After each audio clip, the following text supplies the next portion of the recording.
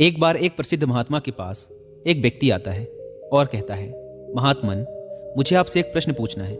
महात्मा ने कहा, पूछो, क्या प्रश्न है तुम्हारा? व्यक्ति ने कहा, हम सभी लोगों के पास 2 हाथ, 2 पैर, एक दिमाग और 24 घंटे का समय होता है, लेकिन कुछ थोड़े से लोग बहुत ज़्यादा सफल हो जाते हैं। सभी उनकी इज्जत करते हैं, उनसे दोस्ती करना चाहते हैं, उनके साथ समय बिताना चाहते हैं, लेकिन ज़्यादातर लोग सिर्फ सफलता की चाहत लिए और एक सामान्य सा जीवन जीकर ही इस दुनिया को अलविदा बोल देते हैं। तो आखिर ऐसा क्यों होता है? क्या फ़र्क है इन दोनों प्रकार के लोगों में? व्यक्ति का प्रश्न सुनने के बाद महात्मा मुस्कुराए और बोले, सफल और असफल व्यक्ति में केवल एक ही चीज़ का फर्क होता है और वो है उनकी आदतें। तुम हर रोज़ क्या चुनते हो, इसी से निश्चित होता है कि तुम क्या बनोगे। अगर तुम आराम, आलस्य और छोटे कामों को चुनते हो तो असफलता निश्चित है, लेकिन अगर तुम हर रोज़ मेहनत, अनुशासन, लगन, चुनौती और मुश्किल कामों को चुनते हो तो तुम्हारी सफलता भी निश्चित है। लेकिन दुर्भाग्य से ज़्यादातर लोग अनजाने में ही अपने आसपास के माहौल, माता पिता और लोगों की वजह से ऐसी आदतों और दिनचर्या के साथ बड़े हुए हैं जो उन्हें सफल होने से रोकती है और ऐसा इंसान नहीं बनने देती जैसा वो बनना चाहते हैं। ज़्यादातर लोग सिर्फ खाने, पहनने, घूमने, छोटे मोटे काम करने और फिर मर जाने तक के बारे में ही सोच पाते हैं, क्योंकि वो लोगों को यही सब करते देखते बड़े हुए हैं। तो ऐसे लोगों की ज़िंदगी में चमत्कारिक बदलाव केवल तभी आ सकते हैं जब वो अपनी सोच, दिनचर्या और रोज़ की आदतों में बदलाव लाएं। व्यक्ति ने कहा, महात्मन, आपने आदतों के महत्व के बारे में बात की, तो क्या आप मुझे ऐसी 5 आदतों के बारे में बता सकते हैं जिन्हें अपनाने से मैं न केवल आर्थिक रूप से सफल बनूं, बल्कि शारीरिक और मानसिक रूप से मजबूत बनूं, समाज में मेरी इज्जत हो, लोग मेरे काम से प्रेरणा लें और आने वाली पीढ़ी के लिए मैं एक अच्छा उदाहरण पेश कर सकूं? महात्मा ने कहा, बिल्कुल, आज मैं तुम्हें जिन 5 आदतों के बारे में बताने जा रहा हूं, उनका प्रभाव तुम्हें तुरंत नहीं दिखेगा, लेकिन अगर तुम इन 5 आदतों को अपने जीवन का हिस्सा बना लेते हो तो तुम दुनिया के 99% लोगों से हमेशा आगे रहोगे और सफलता तुम्हारे कदम चूमेगी। महात्मा ने कहना शुरू किया, पहली आदत, अपनी सुबह का नियंत्रण अपने हाथों में लो। हर सुबह हमारे पास 2 विकल्प होते हैं। पहला, कि हम सोते हुए लगातार सपने देखते रहें, या फिर सुबह जल्दी उठकर उन सपनों को पूरा करने के लिए मेहनत करें। लेकिन दुर्भाग्य से ज़्यादातर लोग पहला विकल्प ही चुनते हैं और ख़ुद को बिस्तर के आराम से निकलने नहीं देते।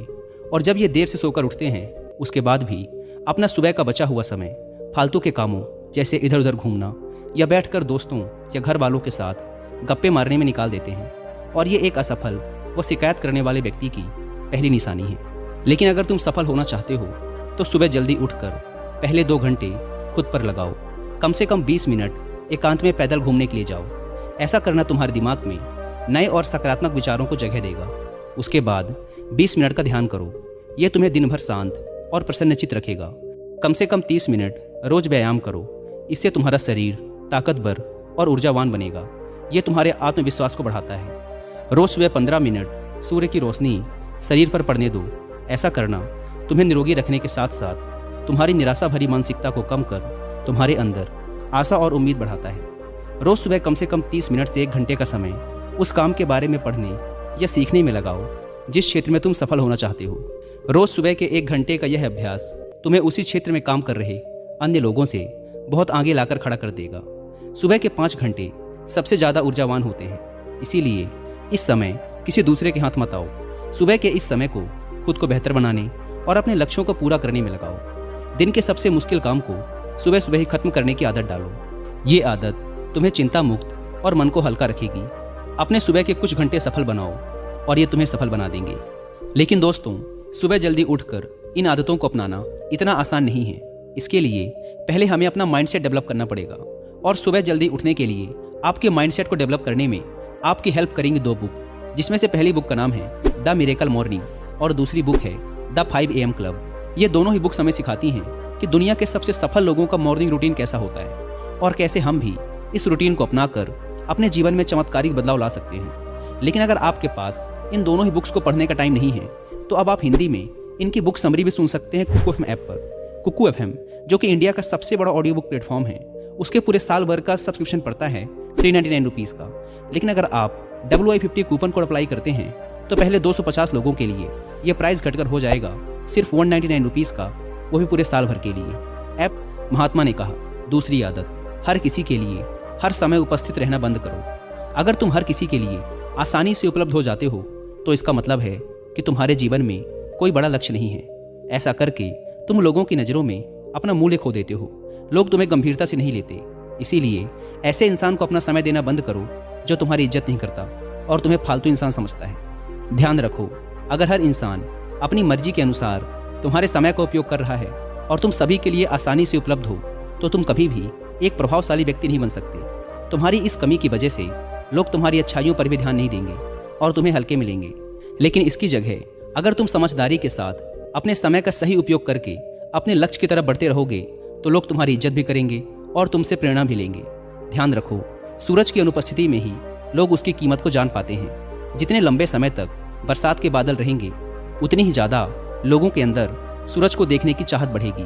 गर्मी में ज़्यादा धूप के कारण लोग जिस सूरज को नापसंद करते हैं, सर्दी और बरसात में लोग उसी सूरज का इंतजार करते हैं। लेकिन तुम्हें सिर्फ लोगों को दिखाने के लिए अपनी उपस्थिति को कम नहीं करना, बल्कि तुम्हें कम उपस्थित रहना है, क्योंकि तुम अपने समय की इज्जत करते हो और अपने काम को लेकर गंभीर हो। महात्मा ने आगे कहा, तीसरी आदत, जल्दी निर्णय लेना सीखो।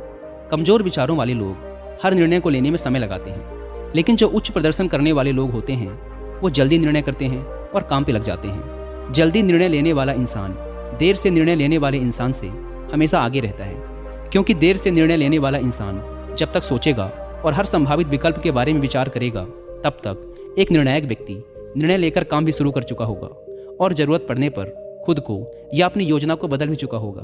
इसीलिए निर्णायक बनो। तुरंत निर्णय करने की काबिलियत होना एक बहुत बड़ी ताकत है, बिना ये जाने कि जो निर्णय मैं ले रहा हूँ वो 100% सही है या नहीं। मुश्किल समय में ऐसे निर्णय लेने के लिए बहुत ही आत्मविश्वास और हिम्मत की ज़रूरत पड़ती है। लेकिन जल्दी निर्णय लेने का फ़ायदा ये है कि किसी भी समय ज़रूरत पड़ने पर हम बदलाव कर सकते हैं। अक्सर लोग ये कहते हैं कि जानकारी एक ताकत है, लेकिन ये हर समय सही नहीं है। ज़्यादा जानकारी तुम्हें नुकसान भी पहुंचा सकती है।